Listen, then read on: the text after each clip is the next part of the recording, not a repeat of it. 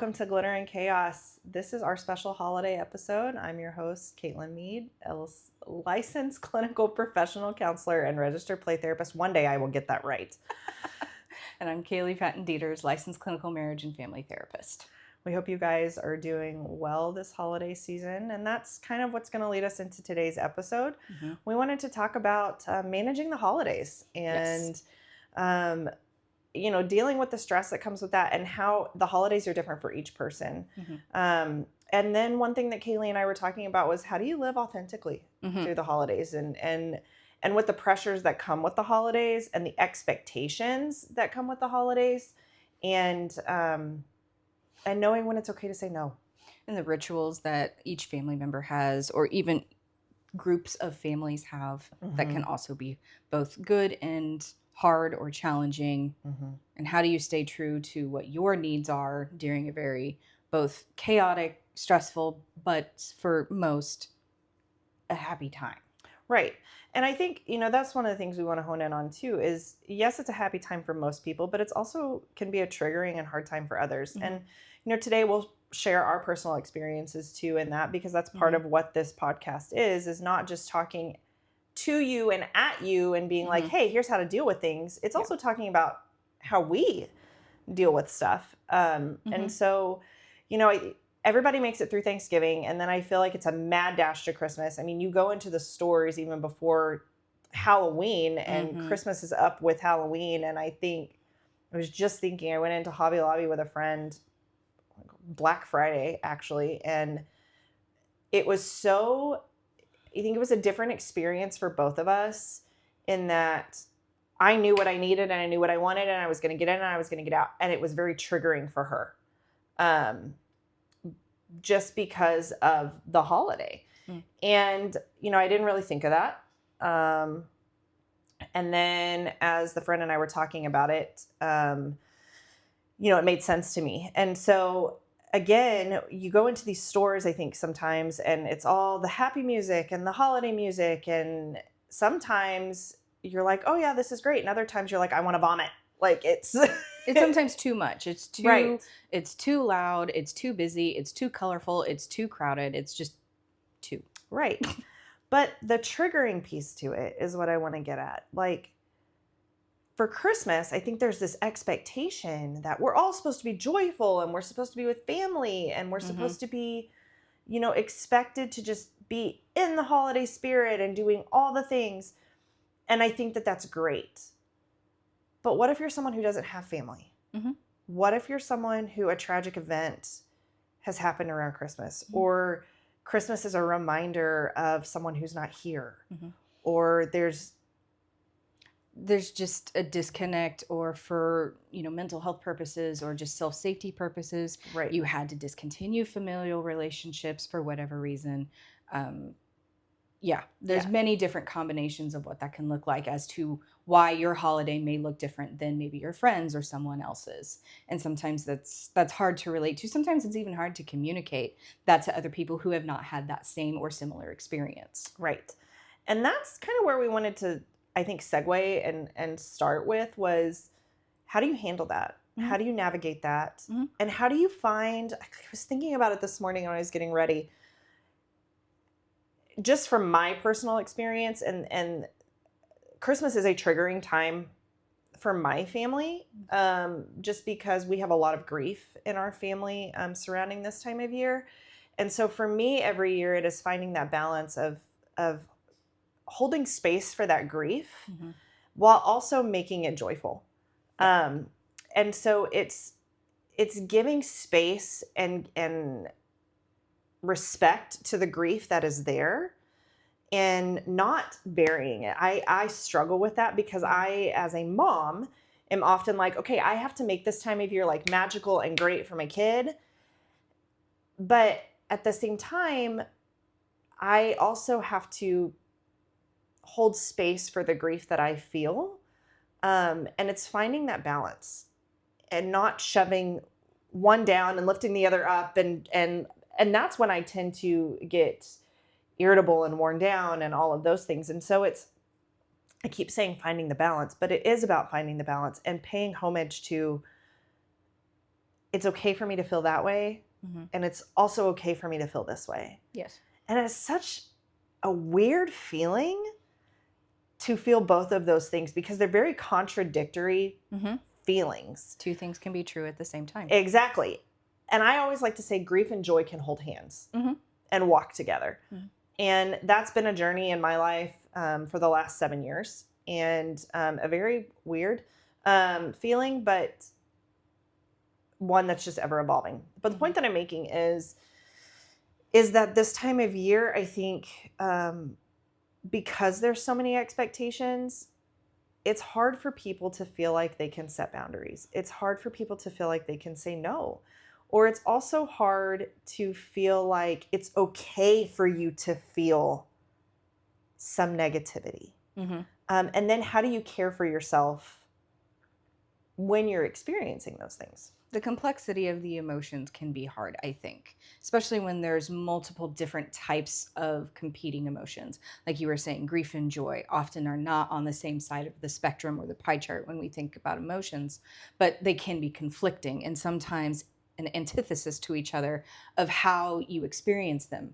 And I think that's where some people struggle to like, well, like I think like you were saying earlier was this is supposed to be a happy time. I should be insert here. Mm-hmm. And then we get into that like cognitive piece of I should, and we, start Those shooting. distortions, yeah. Mm-hmm. And we start shooting on each other or on ourselves rather. And it's hard when all of those overlapping emotions are occurring at once, but all are equally valid. And I think this is where that authenticity part comes in, is working toward or noticing what your values are at this point in time. Like, what am I valuing at this point? We can have all of these emotions, but then what do we do with them? Right. And it's finding where your values are. Like, what are you valuing at this time? Are you valuing that we want to be around who's at our table? Are we valuing I need some self-care during this time, or I need some extra self-care during this time to help take care of me and my family or my inner circle of during this time, basically. Right. And I find it interesting because I feel like everybody jam packs everything into December. Like, yeah. And it's like, do this, be here. And we got to like see all the family. We got to see all the friends. We got to do all the things. And you're supposed to do it with a smile on your face. And then we wonder why everybody has meltdowns. Mm-hmm. Why our kids have meltdowns, why moms have meltdowns, why dads are standing in the corner, or husbands are standing in the corner, or partners are standing in the corner going, I have no idea why my spouse is like just going to throw chocolate. Like why is my spouse wigging out over here? And it is because I think there are so many expectations. The mental load is sometimes crushing. Yes. And you showed me that meme or that clip earlier this week, and I think there's sometimes often an imbalance because we are just, I think people take on the world essentially during the holidays with the expectation of I've got to make this perfect, and then you lose sight of yourself and you lose sight of your own needs, and that's where I think the joy of the holidays gets lost in the chaos and in the expectations. And we lose sight of what we're really supposed to be doing. And then I think sometimes we lose sight too of the people that don't have family, that don't have, the means or the things like that. Like it gets to be, I guess what I'm saying, I want to say that. Let me backtrack that for a second. What I mean is we lose sight of how there are multiple stressors. And we could get caught up in the multiple stressors. And you can carry on the multiple stressors. And so whether it is not having the means, whether it is not having family, whether it is grief, whatever it is, it's giving yourself space. And kindness. And learning when to say no. Setting those interpersonal boundaries of when I've had enough, and looking at your own, window of tolerance of where am I at right now? Because usually during this time, most people's windows of tolerance have shrunk because there's so, like I was saying earlier, there's just two. Right. That is the theme, is just two. And so when our windows are naturally smaller, then we are going to be more excitable a lot easier. And so we have to utilize a lot more self-care. We have to utilize our self-soothing and self-calming rituals and coping strategies a lot more often and or a longer amount of time. Well, and I think there's also, we've got to acknowledge the guilt that we feel Yes. for setting those boundaries. Yes. Because I think there's guilt that maybe you feel personally, and maybe unintentionally, family might put that guilt on too. I think that that's a really good example, because I guess I'm thinking of like a personal example of me is sometimes I get overstimulated a lot by just everything that's going on. My brain is already just a constant barrage of just all sorts of ping pong, bing bong kind of Google things. tabs. Yes. so many tabs open. We don't know where the music's coming from, but there's at least 3 different songs. Different genres too. That as well. And so when I'm looking at that, I know that sometimes I need to take a step back. I need to just go to a quiet area and just kind of do whatever I need to do to just decompress, even if it's just 5 minutes at a time, recognizing where my threshold is, maybe going downstairs and just taking a quick breather, going to the bathroom, taking, 5 minutes in the bathroom and just centering for that moment, grounding, if you will, whatever you need to do to be able to continue wherever you're at. And that's okay. But like you were giving the good example, sometimes family doesn't always, one, recognize what you're going through or utilizes some sort of statement that says, why can't you be out here with all of us? Why can't you do this? And that starts that internal shame cycle that is really hard to deal with on a good day. On a good day, not, holidays notwithstanding, it's hard to deal with those shame cycles. And so it's just as important to advocate for yourself and saying, I just need 5 minutes to collect myself. I will come back out and we'll do that. And I have gotten a lot better over the years of advocating for myself on that piece. Do I still have that minor panic of what are they going to think about me because I need to do this? But then that's when I recognize I'm having a minor panic. And so then I use my self-soothing and self-calming skills that I have to challenge those thoughts, put the thoughts on trial. And then I like sensory self-soothing. That's one of my favorites. So then I'll find a way to sensory self-soothe, usually listening to some sort of music, and then being able to go do what I was doing. Yeah. And I think that's a great example of taking that time out when you need it and recognizing your distress tolerance. So Kaylee's thrown that phrase out a lot, and it's so important. So when we're talking about distress tolerance, everybody has a window of tolerance. And that when we talk about the window of tolerance, we're talking about recognizing within your body how far you can go before it's too far. We don't want, when I say we, talk about people, we don't want to get to a point where we are so uncomfortable that there's like, you've hit panic attack zone, you've hit those things. The window of tolerance is knowing your limits. So you think of like a square, and I always think of the old Windows game where like the ball would ping pong around in the little square. So that's what I think of with the window of tolerance. Like my ball is ping ponging around within my square.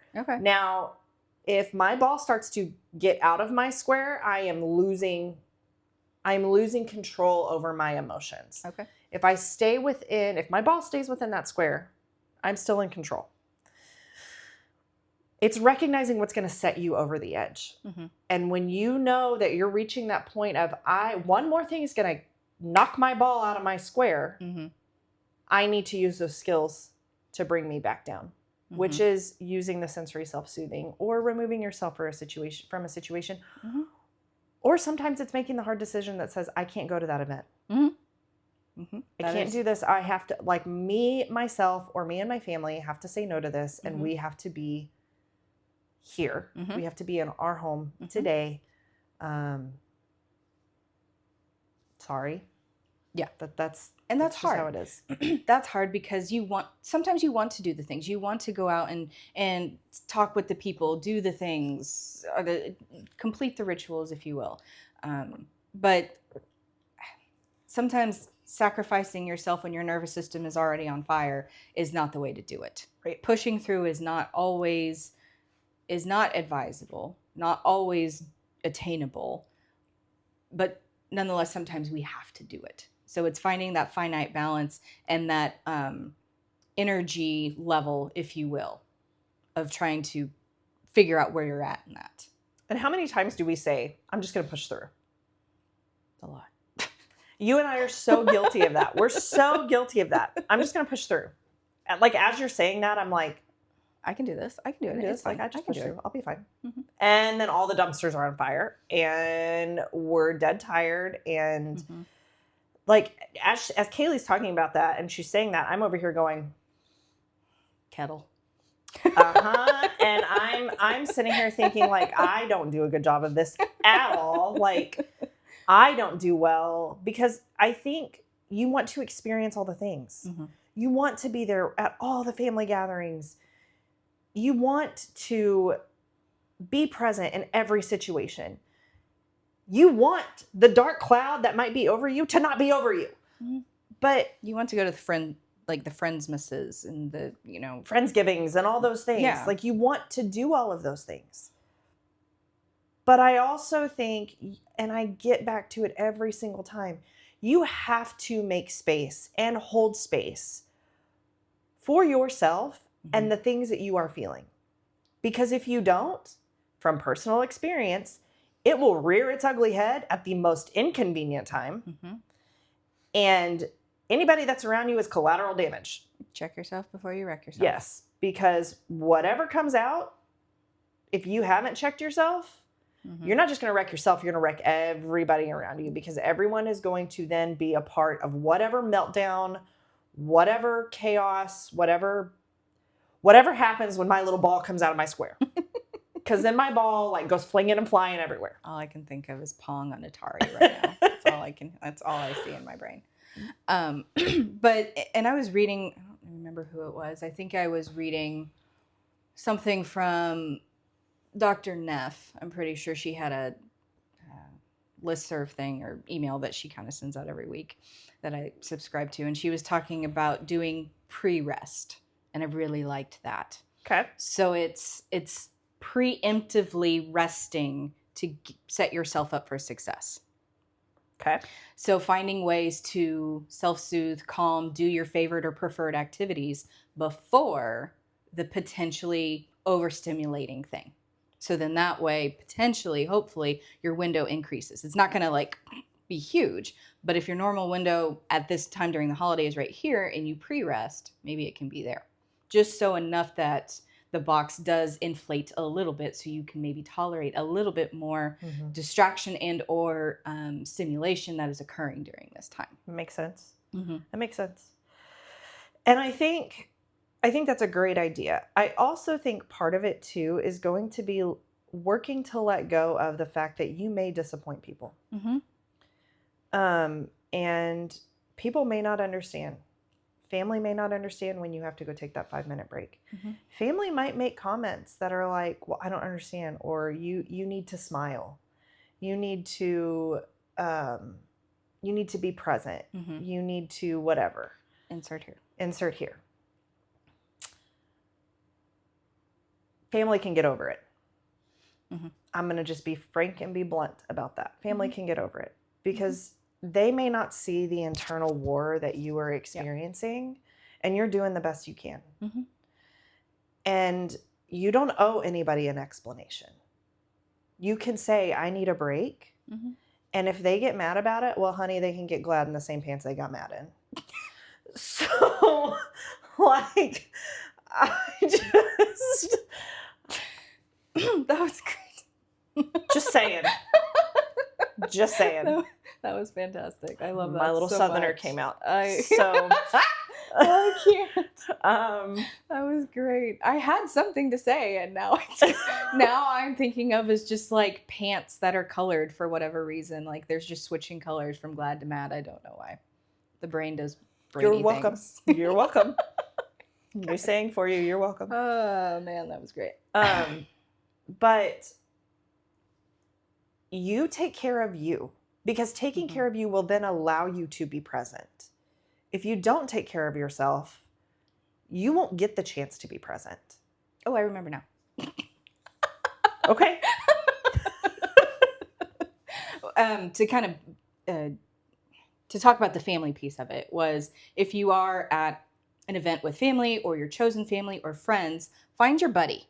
Uh-huh. Find your buddy, and you can create some sort of system with your buddy of saying, hey, I need some support. I need a break. I need some like run interference for me. And that can be anywhere from a word, a code word, a like tugging on your earlobe slowly, or if it's a partner, maybe you can squeeze their hand like 3 different times. I don't care, do Morse code of SOS, something. But having a buddy during that time, whether it's a cousin, aunt, uncle, friend, best friend, partner, mom, dad, grandma, great grandpa, I don't know, somebody. Mm-hmm. Have your person that you can go to who, if at that point you don't feel comfortable and or safe in some situations to advocate for your needs, you have your buddy. You have your buddy that you can kind of attach to, or maybe even the buddy can help you advocate for yourself. Right. Mm-hmm. That's what I was going to say. I think that's a great plan. We talk a lot about making it through those stressful situations. And I say it all the time, give yourself grace. But I'm going to say this, give yourself permission. Mm-hmm. Permission to feel all the feels. Mm-hmm. Because the holidays, while they are fun and they can be mm-hmm. so great, they can also be so stressful. Mm-hmm. And at the end of the day, in order to enjoy that time, you need to take care of yourself. And we have hit that hard mm-hmm. in several episodes, like taking care of yourself. And finding different ways to do such. And please understand that when we're saying that, like, we're not just preaching that to you, we're preaching that to ourselves. Like, I am probably the worst at doing that because I am like, hey, like, let's go do this. And then I wonder why I'm dead tired. Mm-hmm. And constantly being told by my friends and family that you need to slow down. Not better at all. No. But, I think we get back to the piece of living authentically. Mm-hmm. Living authentically is allowing yourself to feel the things you need to feel, knowing your limits, and not always fitting into the status quo. Mm-hmm. Not always, you don't have to meet everybody's expectations. No. Like I think I made this statement to somebody a couple of weeks ago. The only person's expectations I need to be meeting are my own. That should be the primary one. Mm-hmm. Yes. Well, yeah. I like words. In reason. She's always got to come in with some words. I just make it more specific. If I am meeting my expectations, then I am naturally going to flow into meeting the expectations that are expected of me, like at work or being friends, being a good friend, public communities, being a good spouse, being a good mom, being a functioning member of my family, like all of those things. If I'm keeping myself in check. Absolutely. I think that really goes into like the values. Like, what do you honor? What do you value in your life? Oftentimes, I think your self expectations and your values will just naturally overlap. Right. And like we've talked about in like Who's at Your Table, a lot of those individuals who are at your table will have similar expectations of themselves and relationships and values that you all kind of share. But I also want to bring up too, sometimes I think we set the expectations or the bar for ourselves very high. Mm-mm. And then that's where it comes down to. And I think that that's what happens around the holidays. Like I want to tie that in too, is sometimes we set the expectations for ourselves so high, almost like I'm guilty of it. Like I'm super mom, I'm super wife, I'm super friend. I've got to be all the things to everybody and be everywhere and do all the things at the same time. Mm-hmm. I've got to be a great therapist. I've got to meet everybody's needs. Mm-hmm. None of those things are attainable. Like I can't be super at everything. No. And that's exhausting. It's exhausting. And then when I don't meet those expectations because I'm not going to, I'm never going to because I'm not perfect, then I start that self depreciation. Like that's when I start the conversation with myself, which is basically like, you suck. Like you're not good at any of these things. You have failed. And that's, again, where that whole check yourself before you wreck yourself and the self-doubt and the imposter syndrome and all the things, we're tying in all our episodes, but like it really comes into play there because this is where I think if you don't set reasonable, and I'm going back to like all the things we learned in school, reasonable, measurable, attainable expectations for yourself, then realistic, then you're not being fair to yourself. Well, if you're setting unattainable ones, yes. But if you're setting realistic ones, then... Right. I mean, they have to be realistic. But what I'm saying is like the unattainable, the unrealistic, the, hey, like you need to be everywhere at the same time. You need to be the best mom, the best wife, the best friend, the best therapist, the whatever you do. And you need to give 100% to all of it. Not 100%. Of course you should give 100%. But you need to give 150% to all of it. Mm-hmm. And then still make time for yourself. Okay. That doesn't sound attainable at all. That doesn't sound realistic at all. No. And so I have a discussion, I don't know if I brought up in here or not, about the spoon theory. And so we talk about it a lot more in the chronic condition, chronic illness circles of how many spoons do I have today? How much energy points do I have today to spend on certain things? Mm-hmm. And during the holidays especially, again, kind of tying in with the window of tolerance, is how much energy do I have to devote to all the things I need to get done today? And am I not going to be able to do a few things because I have to exert a few more energy points to this? Mm-hmm. Like we were just talking about wrapping presents earlier. To me, that is going to spend a lot of my energy points, my mana points, right there. Mm-hmm. That's just something it's fun-ish until I can't get the paper to do what I want it to do. Or your cat's on top of the paper. Or the cat decides to do cat things. And so to me, that's going to be a lot. So to me, I'm going to have to pre-warm up to get into that. I'm going to have to get into a mood. And so I'll probably... Pre-rest. You need to pre-rest. Yes, pre-rest before we attempt any and all of that. Uh-huh. I just know that as I'm looking at my tally of lists of things that I have to do before all of the Christmases start, that's on there. And I'm like, okay, so how can I divvy this up and make sure that I have enough energy to do all the things? Now, usually when I am wrapping presents or I am kind of doing that is something me and my partner, my husband, and I do together.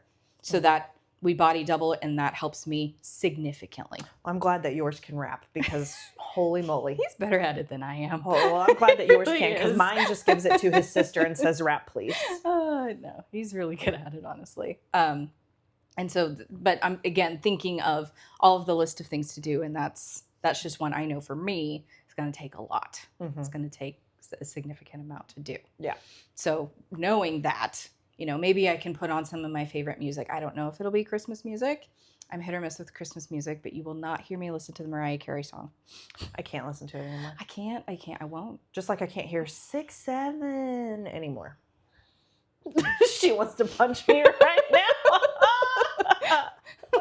I'm literally gripping the chair. It's a visceral reaction.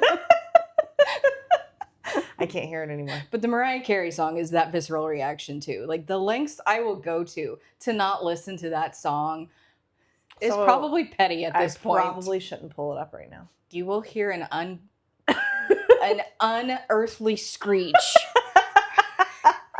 from me. So next time I'm going to come into the office on Tuesday and I have it blaring in my speaker in my office. Are you attached to the speaker? Slightly, but I am maybe a little more wanting to test your window of tolerance. Let's test your window of tolerance. Let's see how this goes. Oh my gosh. Yeah, no, it's a thing. Like my family knows it. My husband knows it. Like when the song comes on, it's just like, you better turn it. And then it's like, well, why do you hate the song? And I'm just like, I don't know why I hate the song. Maybe because it's everywhere. And so you just hear it over and over. It's never gotten old to people. Except for Kaylee. To most people, yes. They really enjoy it. And they're like, oh, it's such a good song. She sings. Yes, she's a wonderful singer. She's fantastic. The lengths that I will go to not listen to that song are varied and many. Like there was one time where I had to do a choreographed dance to it in college. And I got out of it because I hated it so much.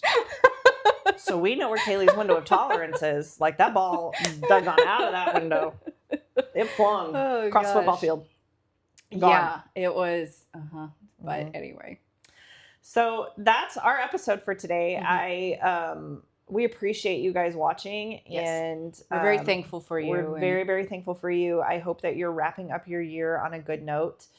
Here's to hoping 2026 is going to be a great year for all of us. Look up window of tolerance. Google it. Kaylee's giving me a questioning look. Google it to a reputable source. Like Psychology Today would have a good... or just anything that has like dialectical behavioral therapy, because that's where we're pulling that from. That is. Or maybe don't Google it and just listen to us. I don't know. It's whatever. We kind of know what we're talking about, I guess. Went to school, got degrees. I don't know. Paid for it, whatever. The point being is that take care of yourself. Know your limits. Make space. Make space for all the feelings. Make space for the joy. Like, allow yourself to feel joy. Don't feel guilty for feeling joy. Like, feel all the things. Have fun. Have fun, because you should be able to have fun. But you also should allow yourself to feel grief, anger, sadness, frustration, dread, whatever it is you need to feel this holiday season. And taking the time that you need to feel the things that you need to feel. And if that means saying no to things, that's okay. If it means taking a break, that's okay. Give yourself what you need. Be kind about it. And just enjoy the holidays as best you can. So, Merry Christmas and Happy New Year. Happy holidays. All of the holidays. All of the holidays. Kwanzaa, Hanukkah, all of it. All of the holidays. We'll see you guys in 2026. See you then. Bye. Bye.